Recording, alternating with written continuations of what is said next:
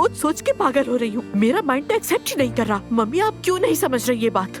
देखो, अगर तुम यही सब बातें दुआ से कहोगी तो सिर्फ माँ और बेटी का रिश्ता खराब होगा, इन सब बातों से और कुछ नहीं। कोई फायदा नहीं होगा इन सब बातों का। दुआ इतनी अंधी कैसे हो गई समझ नहीं आ रहा मुझे। अरे यही तो मोहब्बत है। 2 साल बाद मोहब्बत खत्म हो जाएगी तो फिर क्या होगा? बच्चा होगा उसकी गोद में, सास के साथ उठ बैठ रही होगी। अरे अब तुम इतना तो मत सोचो बेटा। शादी कर रही है मम्मी वो। तो क्या करें, अब तो ये बातें होंगी।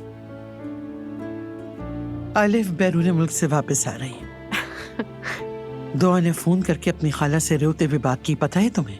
वो तो चालाक है, जानती है खाला कितनी ढीली और आराम पसंद है, इसीलिए उससे बात की। अच्छा अब चलो उठो बेटी, आराम कर लो जाकर। ठीक है मम्मी, करती हूँ आराम थोड़ी देर में। अच्छा फिर गुड नाइट। Good night.